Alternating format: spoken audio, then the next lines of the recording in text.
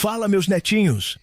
A noite tá boa, ideal pra gente contar uns causinhos pra vocês. Então já deixa o like no vídeo e se inscreve no canal pra dar uma força pro vô aqui. Ah, também não esqueça de colocar nos comentários de onde você é e que hora que tá assistindo o nosso vídeo. Então bora pros causos.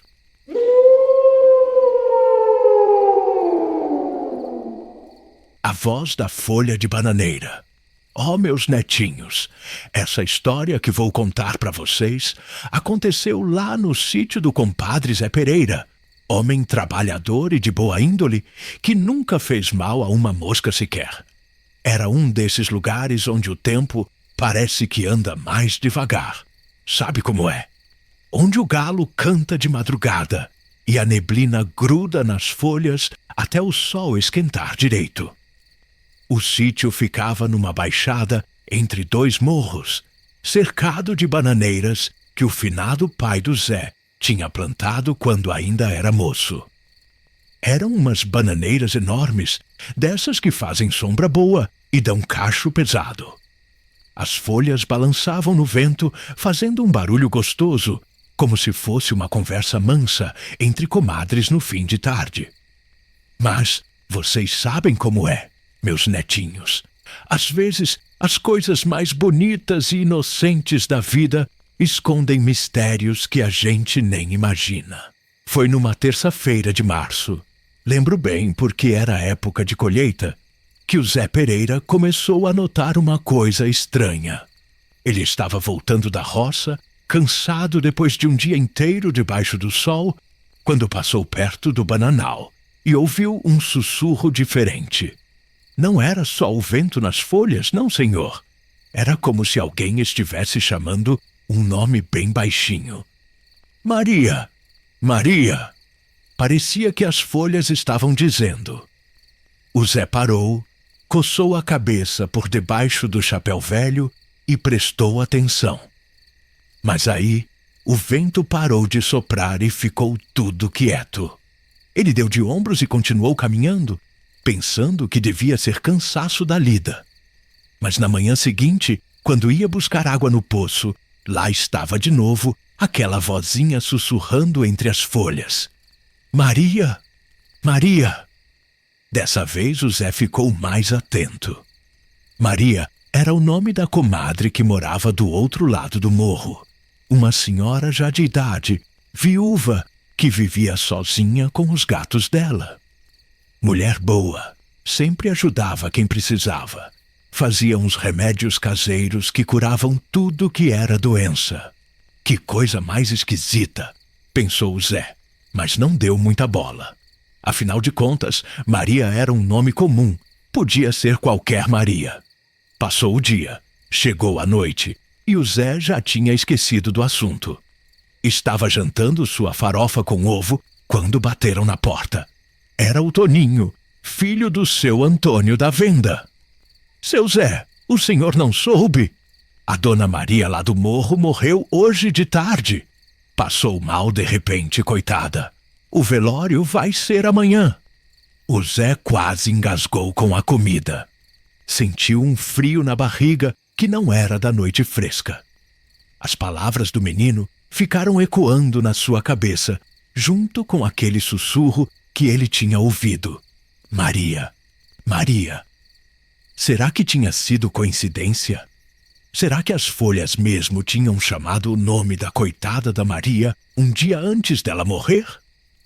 O homem passou a noite inteira virando na cama, pensando naquilo. De manhã cedo, foi até o bananal e ficou olhando as folhas grandes balançando no vento. Pareciam tão inocentes, tão normais. Mas agora ele não conseguia mais olhar para elas do mesmo jeito. Foram-se passando os dias e o Zé quase tinha conseguido se convencer de que tudo não passava de bobagem da cabeça dele. Até que numa quinta-feira, voltando do pasto onde tinha ido ver as vacas, ouviu de novo. João, João. Dessa vez o coração dele disparou. João era o nome do vizinho mais próximo, o seu João Batista, homem forte como um touro, que nunca tinha ficado doente na vida. Mas ali estavam as folhas, sussurrando o nome dele no vento. O Zé ficou plantado ali, ouvindo aquele som que gelava o sangue. As folhas se mexiam devagar, como se estivessem conversando entre elas, contando algum segredo terrível. E o nome João saía delas como um lamento, como uma despedida. Na manhã seguinte, sexta-feira, o Zé acordou com um aperto no peito. Mal tomou o café e saiu correndo para o sítio do João Batista.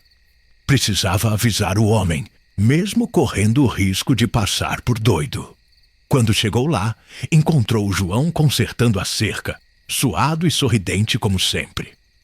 Ô João, preciso falar uma coisa com você. Pode parecer bobagem, mas... E contou tudo, a história da Maria, o sussurro das folhas e agora o nome dele sendo chamado. O João Batista deu uma risada gostosa, dessas que saem da barriga.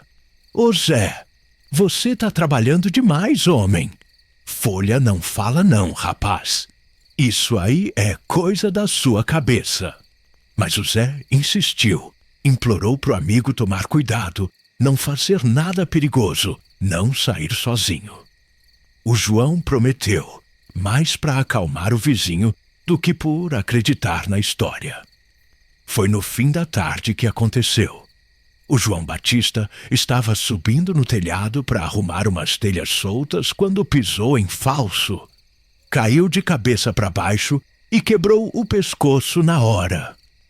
Morreu instantâneo, sem nem dar um gemido.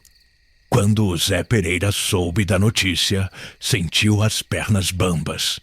Não podia ser coincidência de novo. Aquelas folhas tinham mesmo alguma coisa estranha, algum poder que ele não entendia. A partir daquele dia, o homem começou a prestar mais atenção no bananal.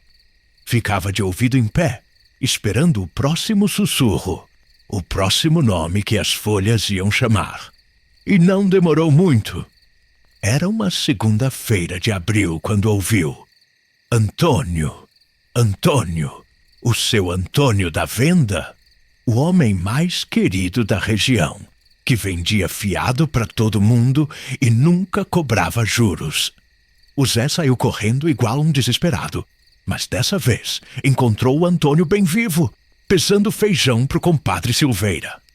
Seu Antônio, pelo amor de Deus, o senhor precisa tomar cuidado. Não saia de casa sozinho, não faça nada perigoso, não! E contou tudo de novo. A Maria, o João, as folhas que sussurravam nomes. O Antônio ficou sério, pensativo. Era homem inteligente, que sabia ouvir. Zé, se você tá falando, eu acredito. Vou ficar esperto, pode deixar. Mas não adiantou. Na terça-feira de manhã, o Antônio estava varrendo a frente da venda quando passou mal. Infarto fulminante. Morreu ali mesmo, na porta da sua lojinha, cercado pelos sacos de arroz e feijão que ele tanto gostava de vender. O Zé Pereira não aguentou mais. Pegou o facão e foi pro bananal, decidido a cortar todas aquelas folhas malditas. Mas quando chegou perto das árvores, elas estavam quietas, imóveis, como se soubessem o que ele pretendia fazer. E foi aí que aconteceu uma coisa que ele nunca ia esquecer pelo resto da vida. As folhas começaram a se mexer, mesmo sem vento nenhum, e de todas elas saiu um sussurro junto, como um coro de vozes. Zé, Zé, Zé! O homem sentiu o mundo girar. O facão caiu da sua mão e ele saiu correndo igual um menino com medo de assombração. Correu até não poder mais, até o fôlego acabar e as pernas tremerem. Era o seu nome que as folhas estavam chamando agora. Era a sua vez. Naquela noite, o Zé não conseguiu pregar o olho. Ficou sentado na cozinha, bebendo café forte e pensando no que fazer. Será que tinha como fugir do destino? Será que ele podia enganar a morte se saísse dali, fosse para outro lugar? Mas aí pensou nos amigos que tinham morrido. A Maria, o João, o Antônio. Gente boa, trabalhadora, que não merecia ter a vida cortada assim de repente. E ele? O que tinha de especial para merecer viver mais que eles? De manhã cedo, o Zé tomou uma decisão. Foi até a igreja da cidade e procurou o padre Joaquim, homem santo que conhecia os mistérios da vida e da morte. Contou tudo para o padre. As folhas, os sussurros, as mortes que vinham depois. O padre ouviu em silêncio, fazendo o sinal da cruz de vez em quando. Meu filho, às vezes Deus nos mostra coisas que nossa mente pequena não consegue entender. Pode ser que essas folhas sejam um aviso, uma forma de nos preparar para a despedida. Mas, padre, eu não quero morrer ainda. Tenho tanto para fazer, tanto para viver. O padre pousou a mão no ombro do Zé. A morte não pergunta se a gente está pronto, meu filho. Ela chega na hora que tem que chegar. Mas se você sabe que ela vem vindo, pode aproveitar para se despedir direito, para pedir perdão, para fazer as pazes com quem precisa. O Zé voltou para o sítio com o coração mais leve. Passou o resto do dia visitando os parentes, abraçando os amigos, pedindo perdão para as pessoas que tinha magoado sem querer. Cuidou dos bichos com carinho, regou as plantas, deixou tudo arrumadinho. Quando a noite chegou, ele se sentou no terreiro, de frente para o bananal, e esperou. As folhas balançavam suaves no vento fresco, sussurrando baixinho. Zé, Zé, Zé. Mas agora o som não dava mais medo. Parecia até carinhoso, como se as folhas estivessem chamando um amigo querido para uma conversa importante. O Zé ficou ali, olhando as estrelas e ouvindo aquele sussurro, até que o sono chegou manso. Adormeceu na cadeira, com um sorriso no rosto, em paz com o mundo e com ele mesmo. Na manhã seguinte, a comadre Neuza, que sempre vinha buscar ovos frescos, encontrou o Zé Pereira dormindo na cadeira.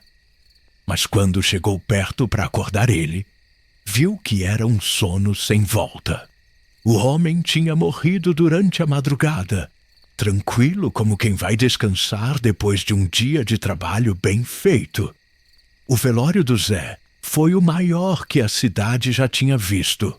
Todo mundo foi se despedir daquele homem bom, que tinha passado os últimos dias da vida espalhando carinho e fazendo as pazes com o mundo. E sabem o que aconteceu depois, meus netinhos? As folhas de bananeira nunca mais sussurraram nome nenhum. Ficaram quietas, balançando no vento como folhas normais, sem trazer mais avisos nem despedidas. Uns dizem que foi porque o Zé soube receber o recado direito, se preparou para partir sem revolta nem desespero. Outros acreditam que as folhas cumpriram a missão delas e descansaram em paz. Mas eu vou contar uma coisa para vocês. Sempre que passo perto de um bananal e ouço as folhas sussurrando, fico de ouvido bem aberto. Porque às vezes a vida nos manda sinais que a gente precisa saber escutar. A história do Zé Pereira me ensinou que a morte não é nossa inimiga, meus netinhos. Ela faz parte da vida, igual o nascer do sol e o cantar do galo. O importante é como a gente vive cada dia que Deus nos dá. Se fazemos o bem para os outros, se espalhamos amor por onde passamos. O Zé podia ter ficado desesperado, podia ter tentado fugir do seu destino, brigar com as folhas ou negar o que estava vendo. Mas ele escolheu o caminho da sabedoria. Usou o tempo que tinha para se despedir direito, para deixar saudade boa no coração de quem ficou. Agora me digam uma coisa, meus queridos netinhos. Se vocês soubessem que a morte estava chegando, o que fariam com o tempo que sobrasse? Iam gastar os dias reclamando e chorando? Ou iam aproveitar para abraçar mais, perdoar mais, amar mais? E se ouvissem as folhas sussurrando o nome de alguém querido, teriam coragem de avisar a pessoa, mesmo correndo o risco de passarem por doidos? Ou iam guardar o segredo e deixar a vida seguir seu curso? Essas são perguntas que não têm resposta certa, nem errada, meus netinhos. Cada um tem que encontrar a sua verdade no coração. Mas uma coisa eu posso garantir: quem vive de bem com a consciência, quem planta amor e colhe gratidão, esse não tem medo da morte quando ela bater na porta. Porque no fim das contas, o que fica mesmo é o bem que a gente fez, o carinho que espalhou, as lágrimas de saudade que os outros derramam quando a gente parte. E isso, meus netinhos, isso é a verdadeira eternidade. Então, da próxima vez que ouvirem o vento nas folhas, prestem atenção. Às vezes, elas têm recados importantes para dar. E se por acaso ouvirem o próprio nome sendo sussurrado, lembrem da história do Zé Pereira. A vida é preciosa demais para ser desperdiçada com brigas bobas e mágoas antigas. Vivam cada dia como se fosse o último, mas com a esperança de que tenham muitos outros pela frente. E nunca se esqueçam de dizer "eu te amo" para as pessoas importantes, porque nunca sabemos se vai ter uma próxima vez. Essa é a lição que as folhas de bananeira ensinaram lá no sítio do compadre Zé Pereira, e que eu passo para vocês com todo o carinho do mundo. Guardem ela no coração, meus netinhos, que um dia pode fazer falta.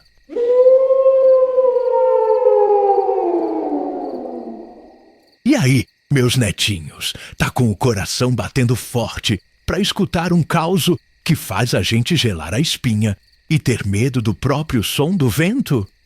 Porque tem mistério que se esconde em lugar abandonado, em ruína que já viu muita coisa e guardou mais segredos do que a boca do povo pode contar.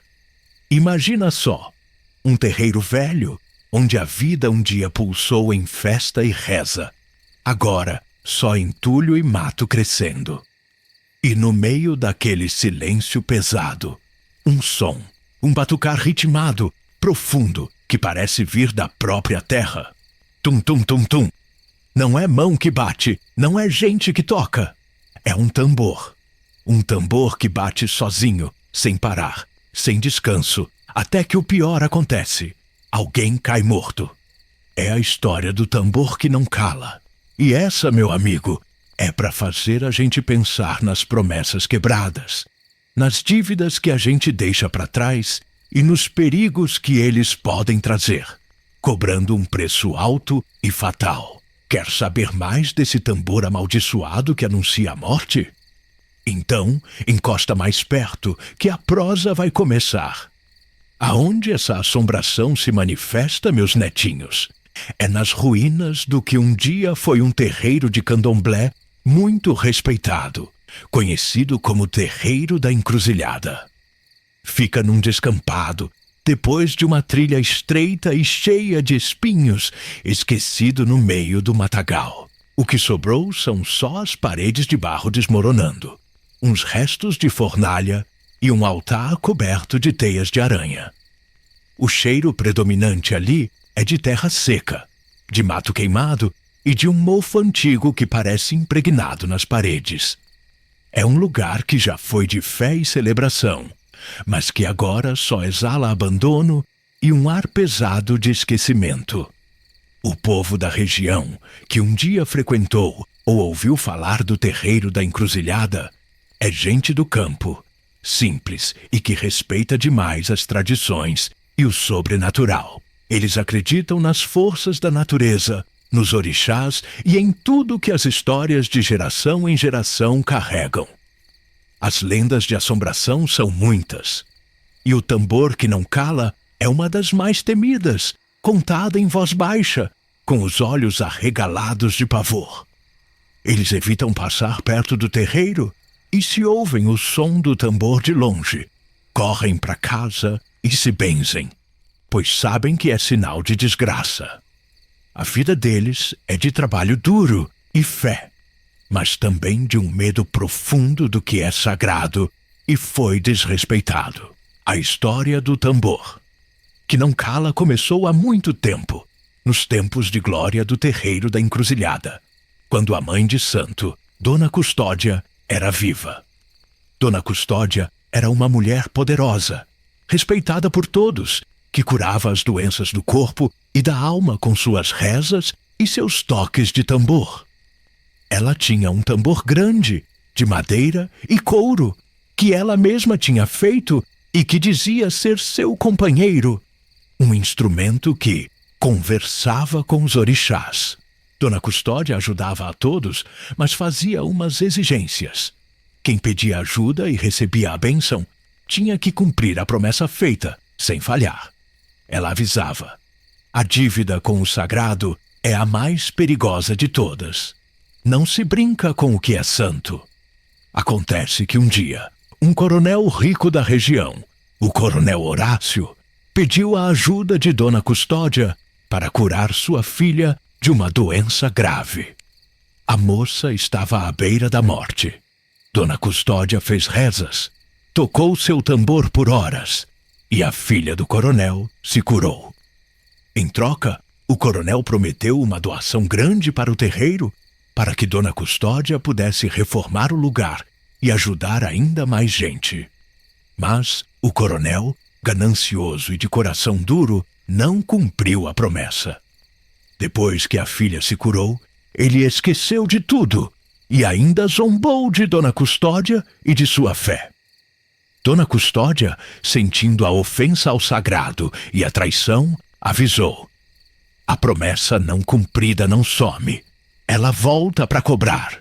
E a dívida de um tambor não se paga com dinheiro, se paga com vida. Pouco tempo depois, Dona Custódia morreu de desgosto. O terreiro foi abandonado, virou ruína, e o tambor dela ficou lá, no meio do entulho. Foi depois da morte da Dona Custódia que o terror começou. Nas noites de lua nova, quando a escuridão era mais densa, um som assustador ecoava do terreiro abandonado.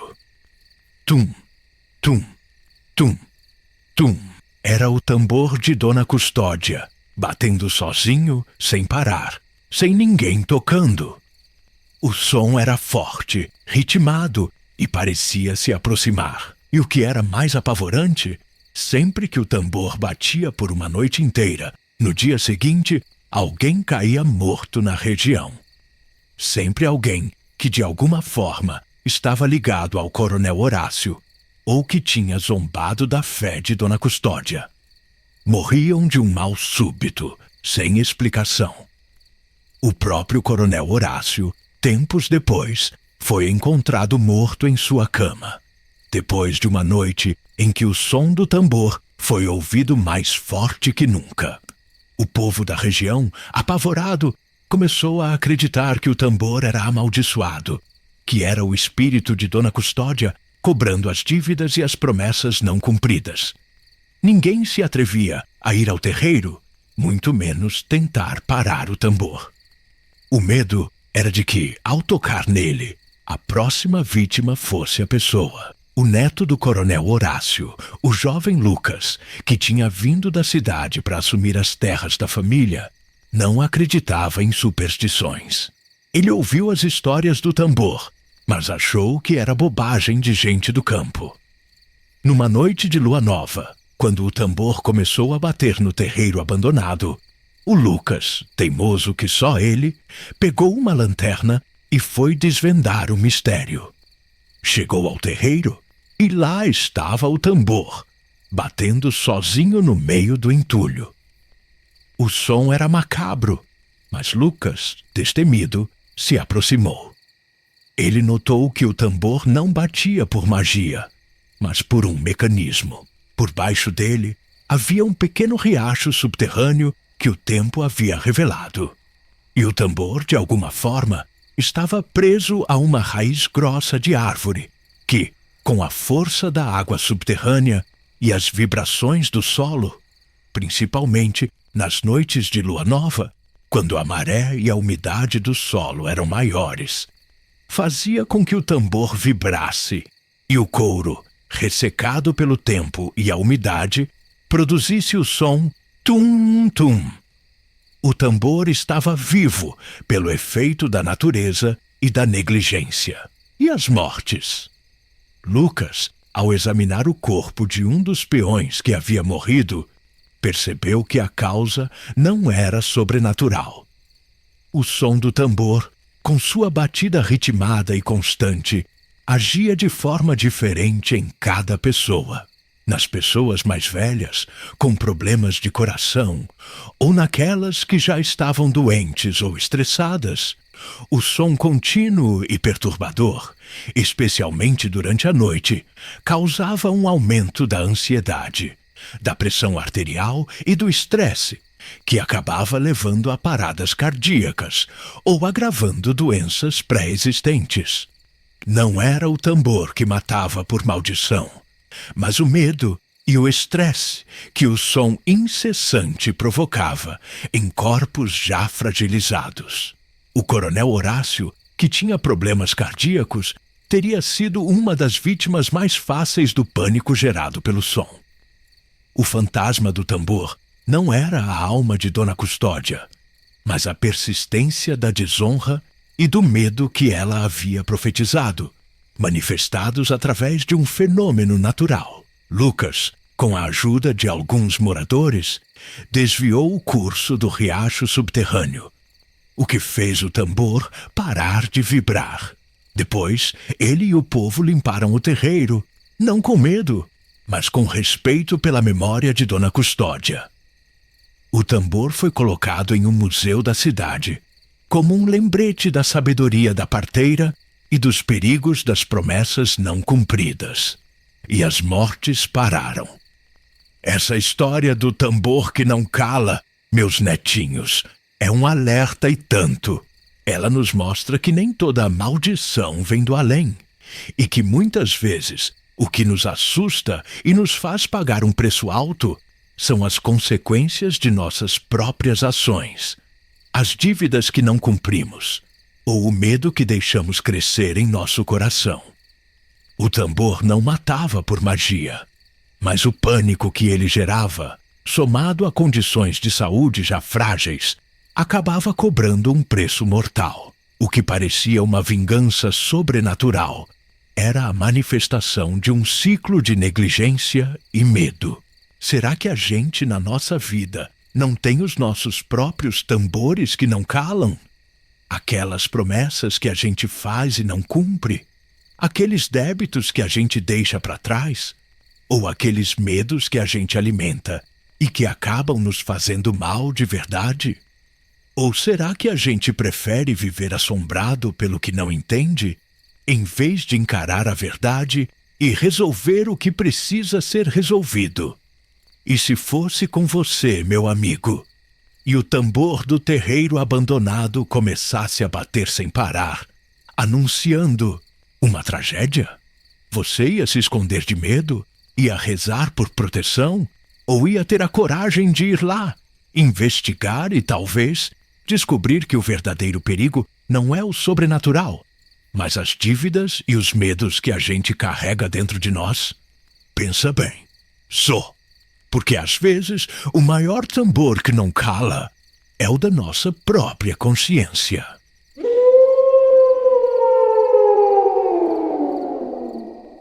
O portão que range sangue.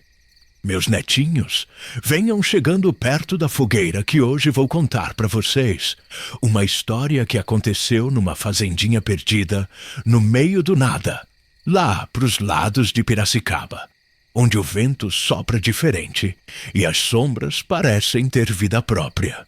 É um caos que me arrepia os cabelos até hoje. E olha que já vivi muito neste mundão de meu Deus.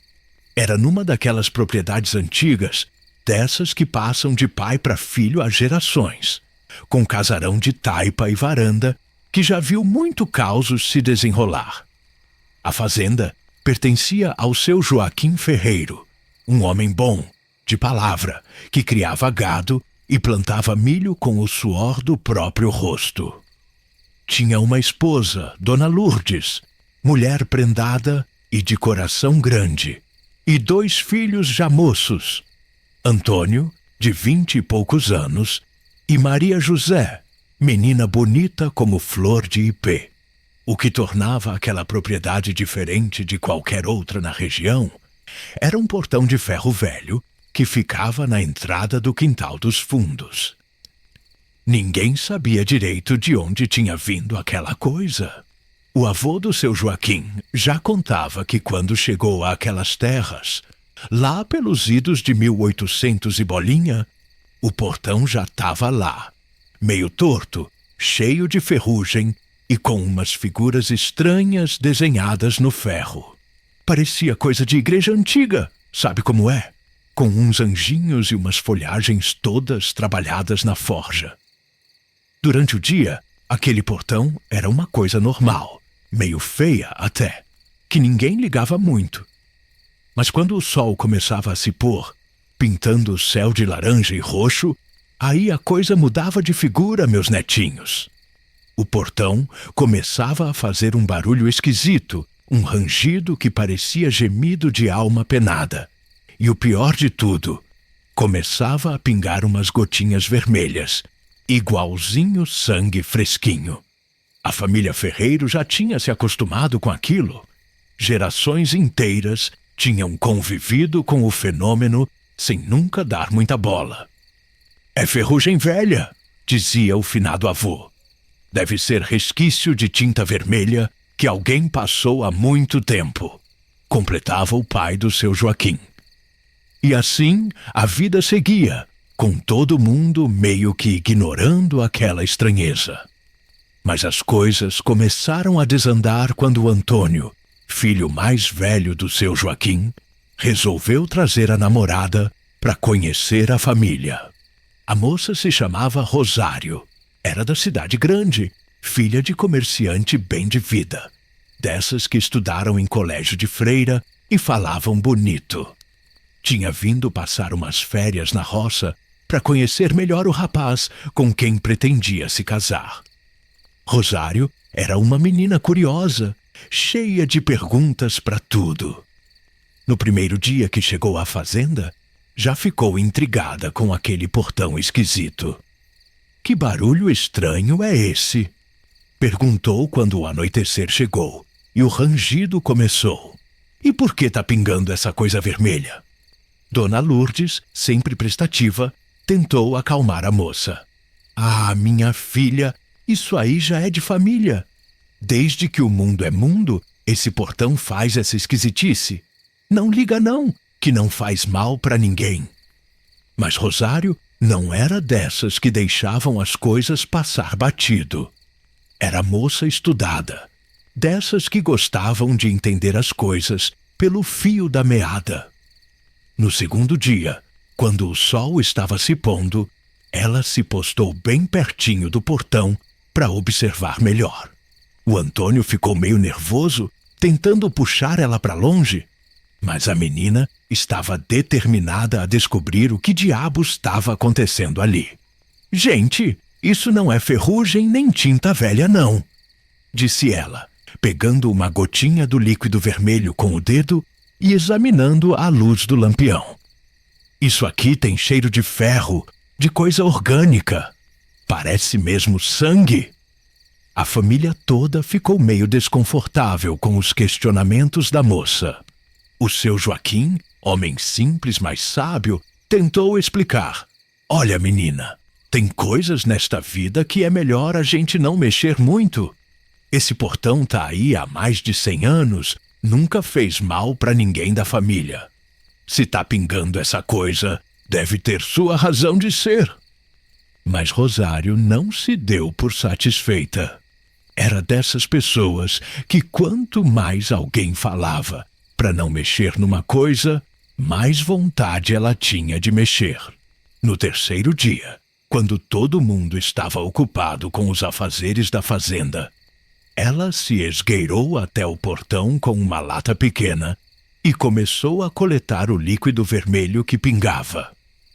A menina tinha na cabeça levar aquilo para a cidade e mostrar para um conhecido da família que era formado em medicina, para tirar a limpo de uma vez por todas o que era aquela substância.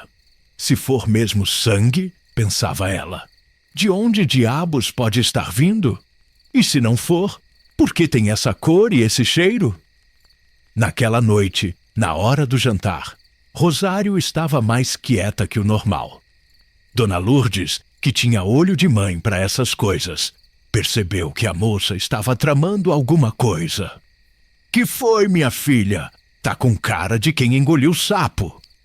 Não é nada não, Dona Lourdes. É que eu fico pensando nesse portão. Não consigo tirar da cabeça. O Antônio, que conhecia o gênio teimoso da namorada, tentou mudar de assunto, mas era tarde demais. Rosário já tinha decidido que ia descobrir a verdade sobre aquele mistério, custasse o que custasse. Na madrugada seguinte, quando ainda estava escuro que nem boca de lobo, Rosário se levantou sem fazer barulho e saiu da casa. Levava na mão uma lanterna e uma coragem que só os jovens têm. Queria examinar o portão de perto, ver se descobria de onde vinha aquele líquido vermelho. Chegando lá, ela ficou surpresa. Durante a madrugada, o portão não rangia nem pingava nada. Estava quieto, comum, como qualquer portão velho de fazenda. Mas havia uma coisa estranha. No chão, embaixo do portão, a terra estava mais escura, como se tivesse sido regada com alguma coisa durante muito tempo. A menina resolveu cavar um pouquinho ali, só para ver o que encontrava. Com as próprias mãos, foi tirando a terra fofa, cavoucando devagarzinho. Não precisou ir muito fundo. A uns palmos da superfície, seus dedos tocaram em alguma coisa dura, lisa, que não era pedra. Era osso, meus netinhos. Osso humano, branquinho, já bem velho. Rosário quase desmaiou de susto, mas a curiosidade foi mais forte que o medo. Continuou cavando e foi descobrindo mais ossos, todos misturados com a terra, como se alguém tivesse sido enterrado ali de qualquer jeito, sem caixão, sem nada. Quando o sol começou a raiar, a moça já tinha desenterrado um esqueleto quase completo. Pelos ossos, parecia ser de uma pessoa jovem, talvez uma mulher pelos quadris largos. E havia uma coisa que fez o sangue de Rosário gelar nas veias. No crânio, bem na testa, tinha um buraco redondo, como se a pessoa tivesse levado uma pancada muito forte ou um tiro. Nesse momento, ela ouviu passos se aproximando. Era o seu Joaquim, que sempre acordava cedo para tratar dos animais. O homem parou seco quando viu a cena. A namorada do filho ajoelhada no chão, toda suja de terra, com um monte de ossos espalhados ao redor. Meu Deus do céu, menina! Que foi que você fez? Rosário se levantou, tremendo igual vara verde. Seu Joaquim, tem alguém enterrado aqui embaixo do portão? Olha só esses ossos e veja esse buraco na cabeça. O fazendeiro ficou pálido que nem parede caiada. Olhou para os ossos, olhou para a moça, olhou para o portão que começava a fazer aquele rangido matinal e suspirou fundo, como quem carrega um peso nas costas há muito tempo. Rosário, disse ele com voz baixa, melhor você esquecer o que viu aqui. Enterra esses ossos de volta e nunca mais mexe neles. Como assim esquecer? Seu Joaquim, isso aqui pode ser corpo de alguém que foi assassinado. A gente tem que chamar a polícia. O homem balançou a cabeça devagar. Não, menina. Não pode chamar polícia nenhuma. Essa história é muito antiga, muito complicada. Se você mexer nisso, vai trazer desgraça para a família toda. Mas Rosário não era daquelas que engoliam um sapo calado. Quanto mais o seu Joaquim falava para esquecer, mas ela queria saber a verdade. Se o senhor não me contar o que aconteceu aqui, eu vou na cidade e chamo as autoridades. Isso aqui é crime. O fazendeiro viu que não tinha jeito. A menina estava determinada e não ia sossegar enquanto não soubesse de tudo. Então, depois de olhar para os lados para ter certeza de que ninguém mais estava ouvindo, ele começou a contar uma história que a família guardava há mais de 60 anos. Essa mulher aí enterrada, disse ele apontando para os ossos, se chamava Benedita. Era empregada aqui da fazenda nos tempos do meu pai. Menina bonita, trabalhadora, mas meio cabeça dura. Sabe como são algumas mulheres? Rosário franziu a testa. Meio cabeça dura como? Benedita descobriu que meu pai tinha uns negócios meio escusos. Naquela época, logo depois da Lei Áurea, ainda tinha muito fazendeiro que mantinha trabalhador em condição parecida com escravidão. Pagava uma merreca, não deixava sair da propriedade, essas coisas. Meu pai era um desses. A moça sentiu um frio na barriga. E aí? Benedita ameaçou contar para as autoridades. Disse que não ia ficar calada, vendo aquela injustiça. Meu pai tentou de tudo para convencer ela a não falar. Ofereceu dinheiro, prometeu melhorar as condições dos trabalhadores, mas ela não quis ouvir. O seu Joaquim parou de falar, como se as palavras fossem pesadas demais para sair. Rosário esperou, sentindo que o pior ainda estava por vir. Uma noite, meu pai chamou ela para conversar aqui, perto do portão. Disse que tinha mudado de ideia, que ia fazer tudo direito dali para frente. Benedita veio desconfiada, mas veio. E quando ela chegou aqui... O que foi que aconteceu? Meu pai bateu na cabeça dela com uma enxada. Uma pancada só, certeira. A moça nem teve tempo de gritar. Rosário sentiu o estômago revirar. Meu Deus!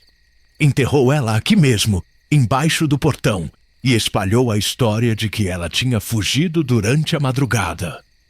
Como naquela época era comum empregado sumir assim, ninguém desconfiou de nada. E o portão?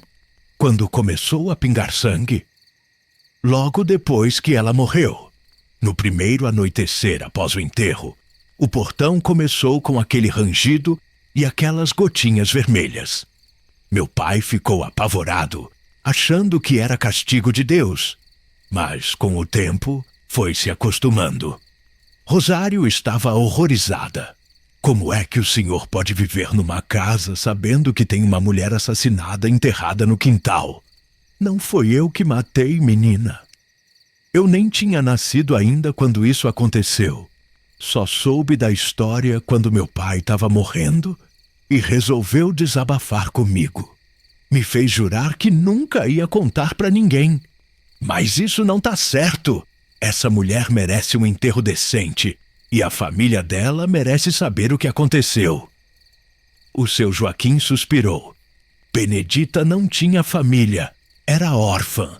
E fazer barulho com essa história agora só vai trazer problema para todo mundo. Meu pai já morreu, já pagou pelos pecados dele. Para que revolver esse passado?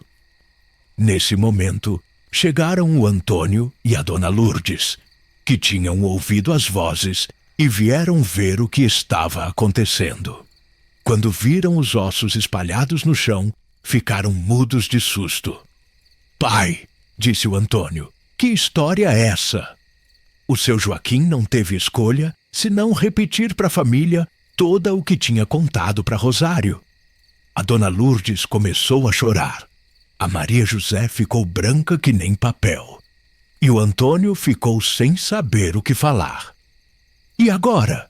Perguntou a dona Lourdes. O que a gente vai fazer? Rosário se adiantou. Vamos dar um enterro decente para essa mulher e contar a verdade para as autoridades. Não, disse o seu Joaquim com firmeza. Isso vai arruinar a família toda. Vão dizer que somos cúmplices, que escondemos crime. Vamos perder a fazenda, nossa reputação, tudo. Mas não podemos deixar essa injustiça passar em branco. Rosário, interferiu o Antônio. Talvez meu pai tenha razão. Isso aconteceu há tanto tempo. O que adianta mexer agora? A menina olhou para o namorado com desapontamento. Antônio, você tá falando sério? Essa mulher foi assassinada. Ela merece justiça. Mas que justiça? O assassino já morreu. Não tem mais ninguém para punir. Tem a verdade. Tem a dignidade dela. A discussão continuou a manhã toda. A família queria esquecer tudo, enterrar os ossos de volta e continuar vivendo como se nada tivesse acontecido. Mas Rosário estava irredutível. Ia contar a verdade, custasse o que custasse. Durante o almoço, o clima estava pesado que nem nuvem de chuva. Ninguém conversava direito, todo mundo perdido nos próprios pensamentos. Rosário mal tocou na comida, com a cabeça fervilhando de planos. À tarde, enquanto a família descansava na sombra da varanda, ela saiu escondido para a cidade. Queria falar com as autoridades, contar sobre os ossos que tinha encontrado. Mas quando chegou na delegacia, o delegado, seu Zé Pequeno, ouviu a história com cara de desinteresse. Olha, menina, disse ele, isso que você está contando aconteceu há mais de 60 anos. Não tem como provar nada, não tem testemunha, não tem nada. E mesmo que tivesse, o suposto criminoso já morreu. Não tem o que fazer. Mas tem os ossos, o buraco na cabeça. Isso não é prova?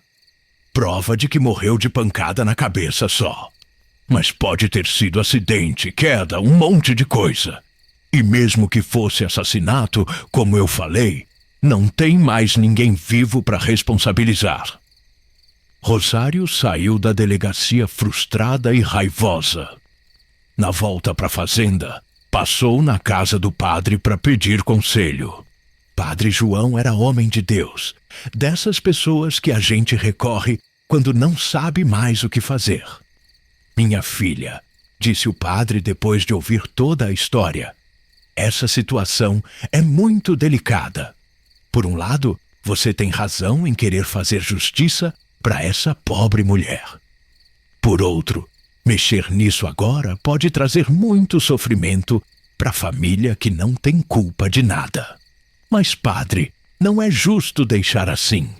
Às vezes, minha filha, a justiça de Deus é diferente da justiça dos homens. Essa mulher, Benedita, já deve estar em paz com o Criador. E quem fez o mal já foi julgado por ele. O senhor acha que eu devo esquecer tudo? Eu acho que você deve orar, pedir orientação a Deus e fazer o que o coração mandar. Mas lembre-se, às vezes fazer o bem pode trazer consequências que a gente não espera. Quando Rosário voltou para a fazenda, já estava anoitecendo. O portão começava o seu ritual macabro. O rangido que parecia gemido de alma penada. E as gotinhas vermelhas pingando na terra. Ela parou na frente dele e ficou observando, pensando em tudo que tinha descoberto. Benedita, murmurou baixinho, se você tá mesmo aí, me dá um sinal do que eu devo fazer. Nesse momento, aconteceu uma coisa estranha, meus netinhos. O vento, que até então estava calminho, começou a soprar forte, fazendo o portão balançar e ranger mais alto. As gotinhas vermelhas começaram a pingar mais rápido, como se fossem lágrimas de sangue caindo com urgência. Rosário interpretou aquilo como um sinal. Benedita queria justiça, queria que a verdade viesse à tona. Decidiu que não ia desistir, por mais que a família do namorado não gostasse. Naquela noite, durante o jantar, ela anunciou sua decisão. Gente, eu pensei muito sobre tudo isso. Não consigo viver em paz sabendo que tem uma mulher assassinada enterrada no quintal e todo mundo fingindo que não aconteceu nada. Rosário, por favor, implorou Antônio. Não mexe mais nisso. Não posso, Antônio. Se vocês não querem fazer nada, eu faço sozinha. Vou dar um enterro decente para Benedita e vou espalhar a história pela região toda. O povo tem direito de saber. O seu Joaquim bateu o punho na mesa. Menina teimosa, você vai arruinar a família toda por causa de uma coisa que aconteceu antes de você nascer. Não estou querendo arruinar ninguém. Só quero que a justiça seja feita. Que justiça? A mulher já morreu, o assassino já morreu. Não tem mais nada para fazer. Tem sim. Tem a verdade, tem a dignidade dela. Tem o exemplo para as futuras gerações. A discussão esquentou tanto que a dona Lourdes começou a chorar.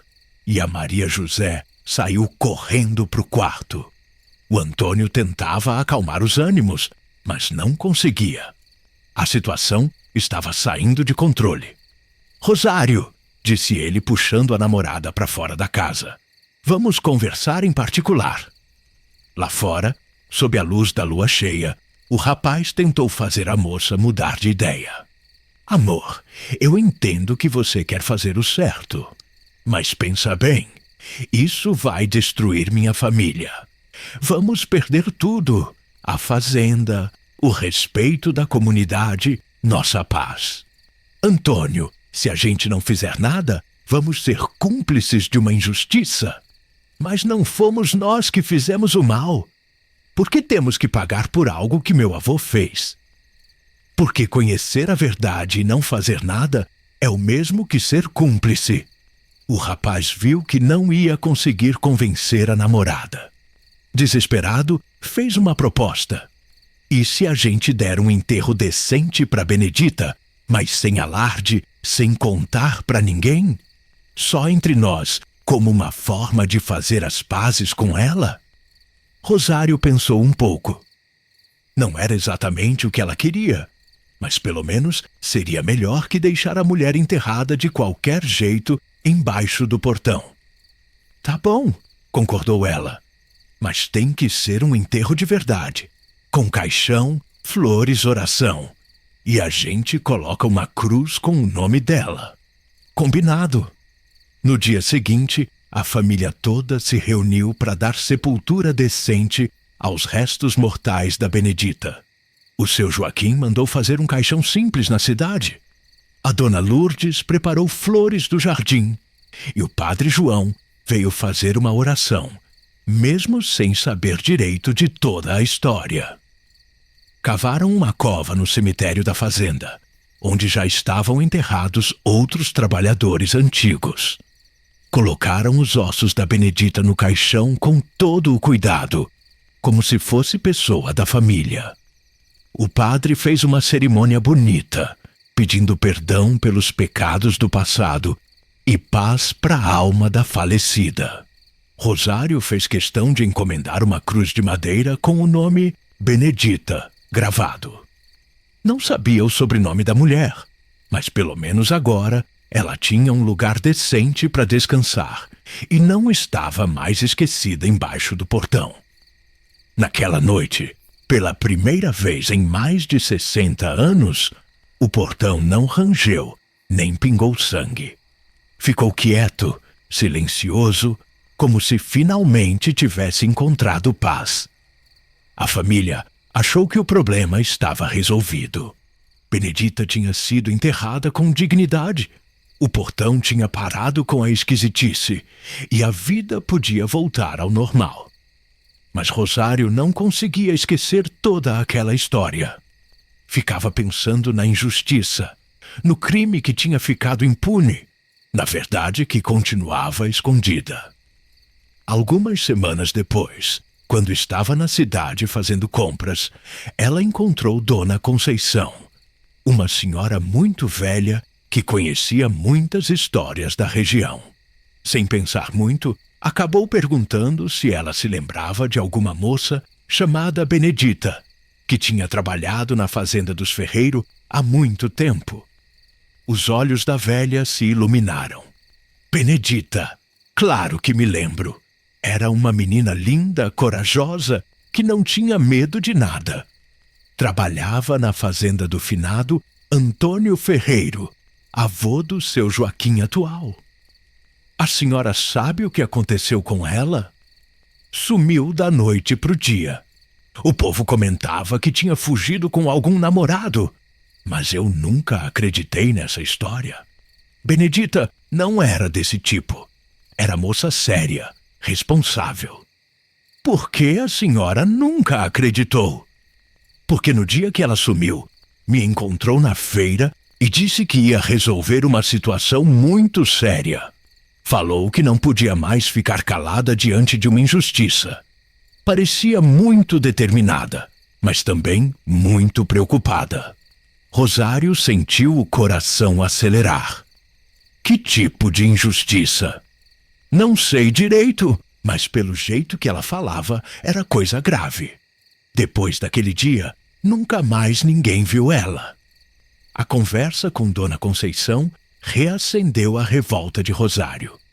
Agora, ela tinha certeza de que Benedita tinha sido assassinada por querer denunciar os crimes do fazendeiro. Era uma heroína que tinha morrido lutando pela justiça e ficado esquecida por mais de 60 anos. Quando voltou para a fazenda, estava decidida. Ia contar a história toda para os jornais da região. O povo tinha direito de saber sobre aquela mulher corajosa, que tinha dado a vida pela verdade. Rosário, não faz isso! Implorou o Antônio quando ela contou seus planos. Minha família vai ser destruída. Sua família não vai ser destruída. Vocês não fizeram nada de errado. Quem fez já morreu e já foi julgado por Deus. Mas o povo não vai ver assim. Vão dizer que somos família de assassino, que a fazenda é amaldiçoada. Ninguém vai querer fazer negócio com a gente. Antônio, se você não tem coragem de enfrentar a verdade, então a gente não tem futuro juntos. Como assim? Como assim o quê? Você prefere manter uma mentira a fazer justiça para uma mulher que foi assassinada. Que tipo de homem é você? A briga foi feia, meus netinhos. O Antônio acusou Rosário de ser teimosa e de não se importar com os sentimentos da família. Ela acusou ele de ser covarde e de não ter caráter. No final, terminaram o namoro ali mesmo, com palavras duras de lado a lado. Rosário fez as malas e voltou para a cidade no mesmo dia. Antes de sair, passou no cemitério da fazenda para se despedir da Benedita. Não se preocupe, disse ela diante da cruz de madeira. Eu vou contar sua história. O mundo vai saber que tipo de mulher corajosa você foi. De volta à cidade, Rosário procurou o jornal local e contou toda a história para o jornalista. O homem ficou interessado. Era um caso intrigante, com crime, mistério, injustiça social. Seria uma boa matéria. A reportagem saiu na primeira página uma semana depois, com o título O Mistério da Fazenda Ferreiro, trabalhadora assassinada há 60 anos. Contava toda a história. O portão que pingava sangue, os ossos encontrados, a confissão do fazendeiro no leito de morte, a luta de Benedita pela justiça. A notícia se espalhou que nem fogo em capim seco. Outros jornais da região reproduziram a matéria. O rádio começou a comentar o caso, e em poucos dias todo mundo na redondeza sabia da história da fazenda dos Ferreiro. A reação foi exatamente o que o seu Joaquim tinha previsto. Alguns apoiaram a atitude de Rosário, dizendo que ela tinha feito certo em revelar a verdade. Mas muitos outros condenaram a família Ferreiro, dizendo que eram descendentes de assassino e que a fazenda era lugar amaldiçoado. Os negócios da família começaram a minguar.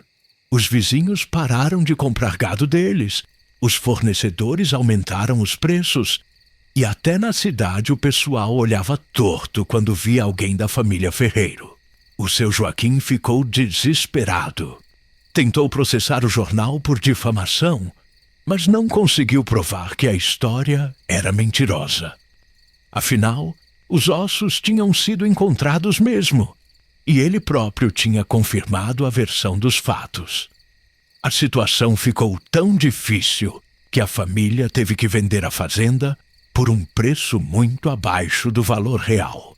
Ninguém queria pagar o preço justo por uma propriedade com aquela história sombria. Com o dinheiro que conseguiram, compraram uma casinha simples na cidade e tentaram recomeçar a vida. O Antônio, que tinha perdido a namorada e agora via a família destruída, ficou revoltado com Rosário. Ela conseguiu o que queria, dizia ele para os amigos. Destruiu nossa família em nome da justiça dela. Mas as coisas não pararam por aí, meus netinhos. A história do portão que pingava sangue ganhou vida própria, cresceu, se transformou numa lenda da região.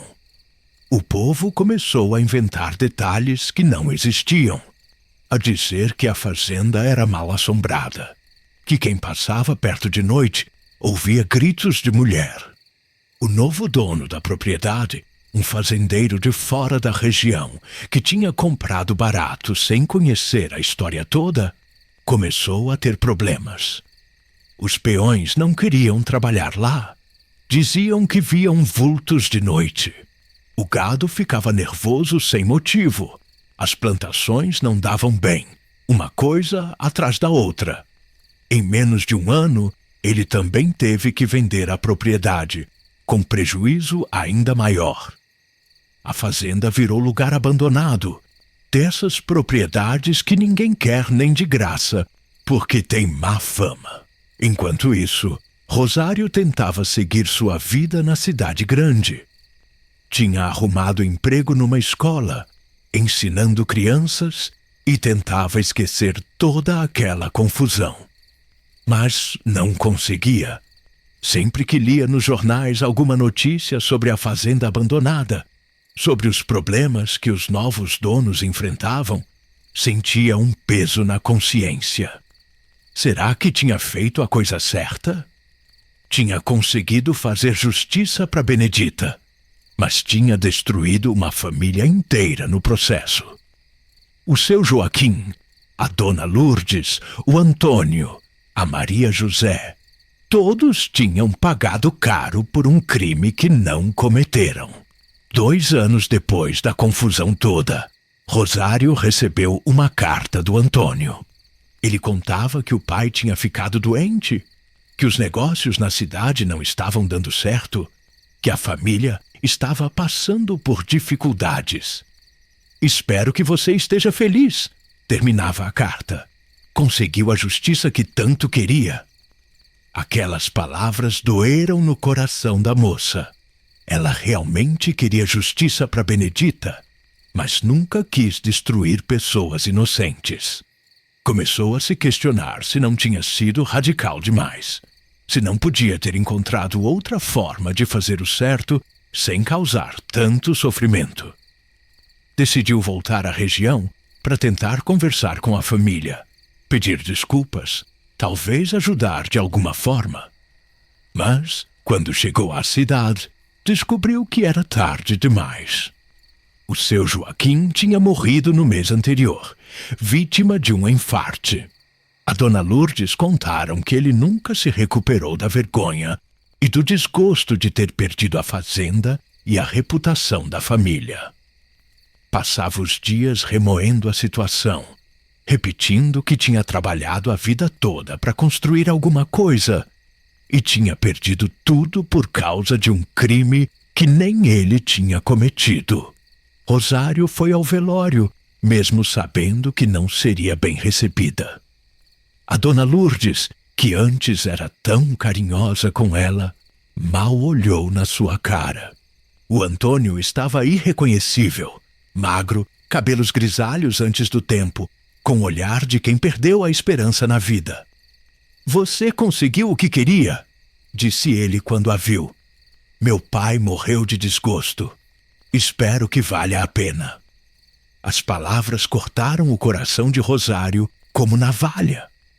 Ela tentou explicar, dizer que nunca quis que as coisas chegassem àquele ponto, mas ninguém da família quis ouvir. Para eles, ela era a responsável por toda aquela desgraça. Saindo do velório, Rosário resolveu dar uma passada na antiga fazenda. Queria ver como estava o lugar, talvez visitar o túmulo da Benedita no cemitério. Mas quando chegou lá, teve uma surpresa terrível. A propriedade estava completamente abandonada. O casarão tinha o telhado furado, as janelas quebradas, mato crescendo por todos os lados. O curral estava caindo aos pedaços e não havia sinal de vida em lugar nenhum. Parecia cenário de filme de terror, mas o pior de tudo estava no portão dos fundos. O velho portão de ferro, que tinha ficado quieto depois do enterro da Benedita, estava fazendo aquele rangido macabro de novo e pingando sangue, igual ou pior do que antes. "Como pode ser?" murmurou Rosário, sentindo um frio na espinha. "A Benedita foi enterrada direito, com reza, com dignidade. Por que o portão voltou a fazer isso?" Ela se aproximou devagar, com o coração batendo disparado. As gotinhas vermelhas pingavam no mesmo ritmo de sempre, fazendo pequenas poças na terra seca. O rangido parecia mais alto, mais angustiado, como se fosse um gemido de dor. De repente, uma voz atrás dela disse: "É porque não era só a Benedita." Rosário se virou, assustada. Era um velho negro, magro como vara de pescar, com cabelos brancos e olhos que pareciam ter visto muito sofrimento na vida. Ela não conhecia o homem, mas ele parecia conhecer a história toda. "Como assim não era só a Benedita?" perguntou ela. "Menina, você mexeu numa coisa que não devia ter mexido. O finado Antônio Ferreiro, avô do seu Joaquim, não matou só a Benedita, não.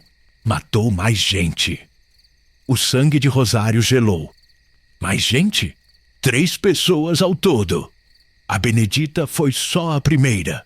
Depois, matou um rapaz que se chamava Severino, que também queria denunciar os maus tratos. E, por último, matou uma velha, Dona Chica, que tinha visto ele matando o Severino. Meu Deus do céu! Os 3 estão enterrados aqui perto do portão.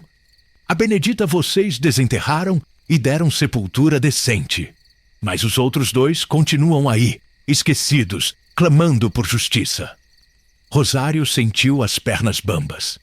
"Quem é o senhor? Como sabe de tudo isso?"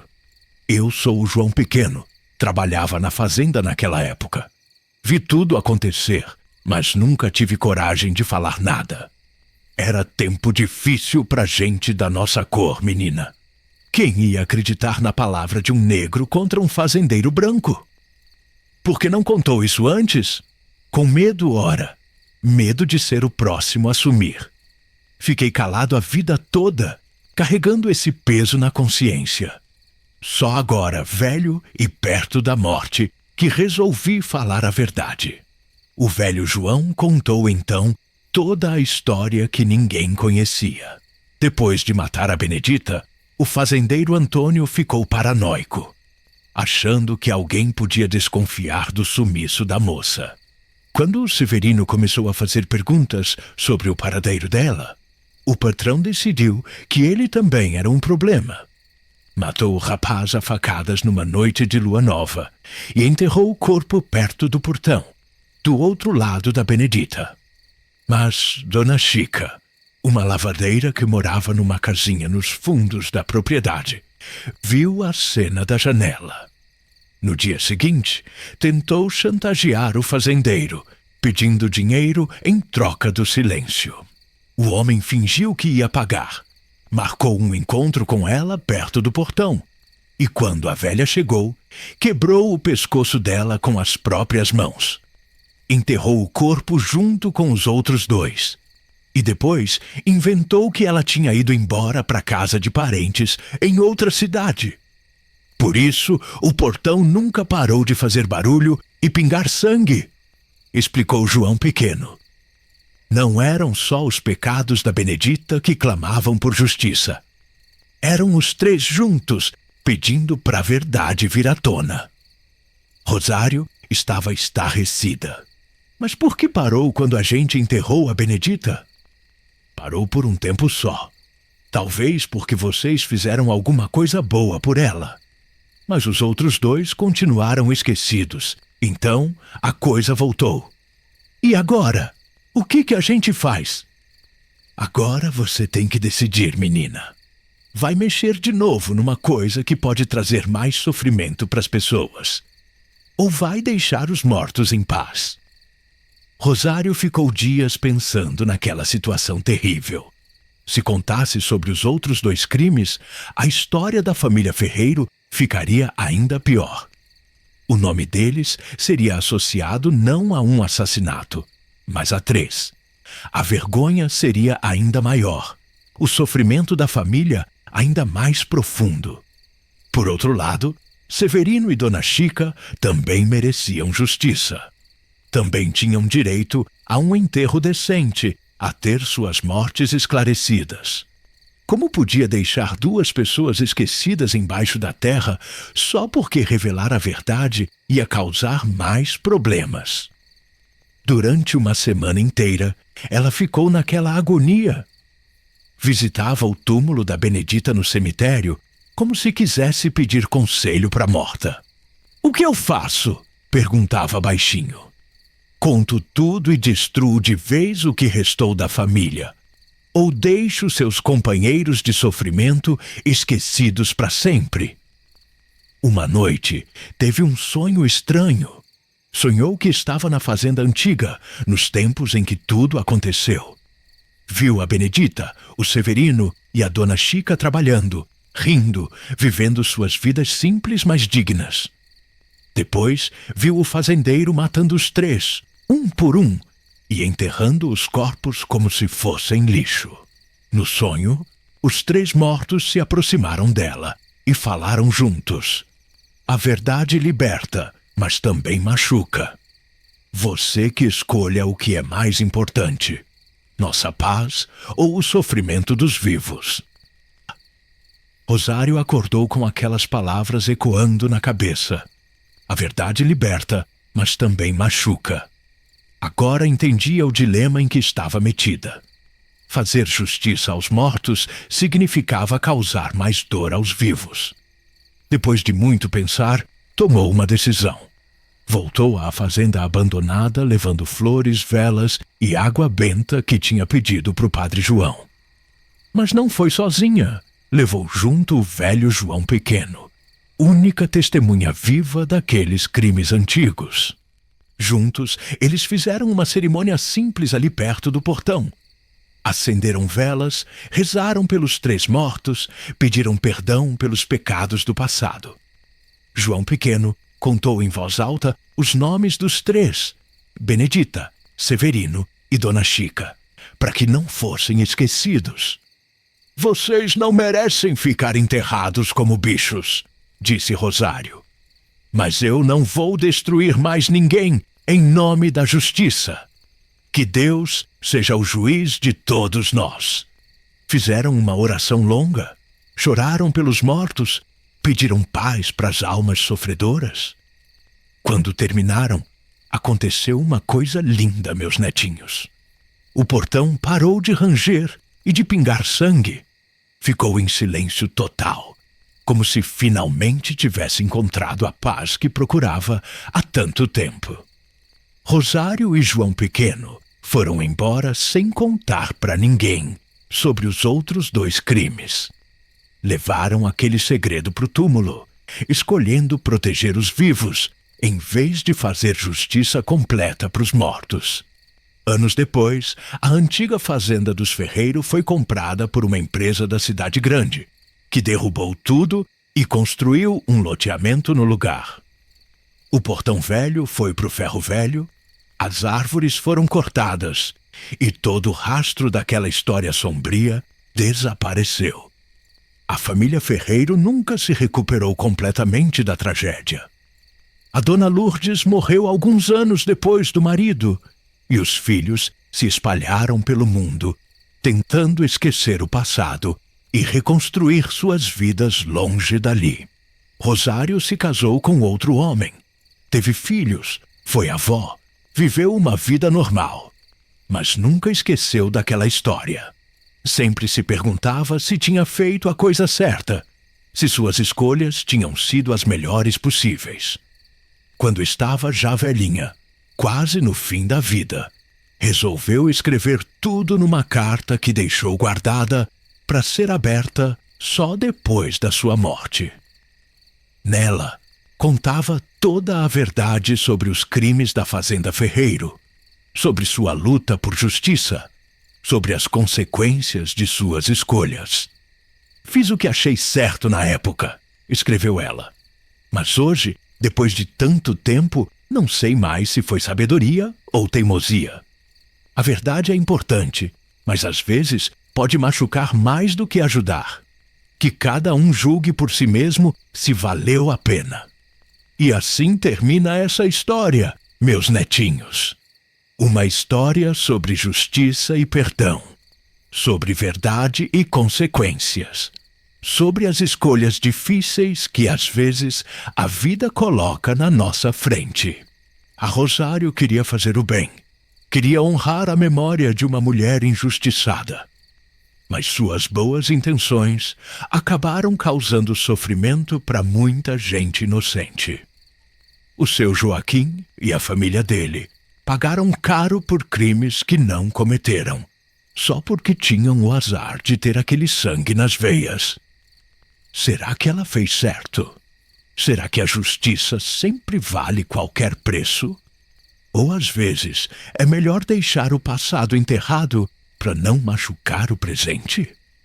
Não existe resposta fácil para essas perguntas, meus netinhos. A vida não é igual aos contos de fada, onde sempre tem um lado certo e um lado errado bem definidos. Às vezes, fazer o bem pode trazer consequências ruins. Às vezes, calar a boca pode ser mais sábio do que falar a verdade. O que vocês fariam se estivessem no lugar da Rosário? Se descobrissem um crime antigo, uma injustiça do passado, contariam a verdade mesmo sabendo que isso ia destruir pessoas inocentes?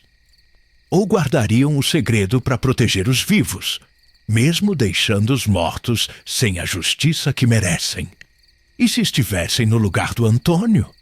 Apoiariam a namorada na busca pela verdade, mesmo sabendo que isso ia arruinar a família? Ou tentariam convencer ela a esquecer tudo, a deixar o passado quieto? São perguntas difíceis que cada um tem que responder do seu jeito. Mas uma coisa é certa, nossas escolhas sempre têm consequências.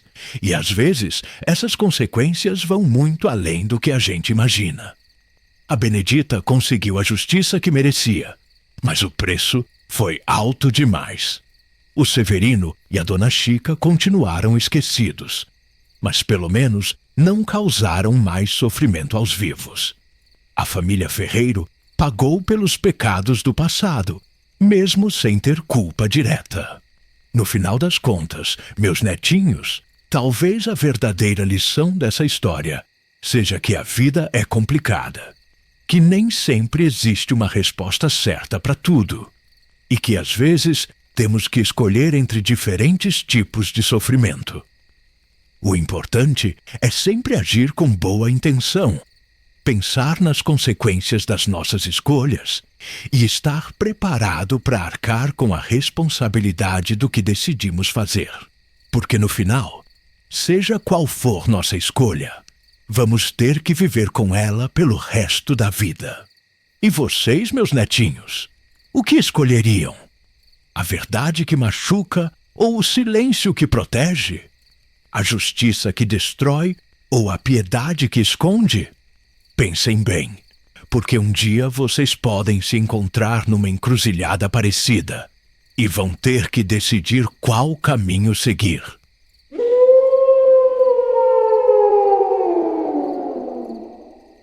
Eita, que prosa boa demais! O tempo passou que nem vimos passar. Se você gostou do vídeo, se inscreva no canal e ative as notificações para não perder os próximos episódios. Nos vemos no próximo vídeo. Até lá!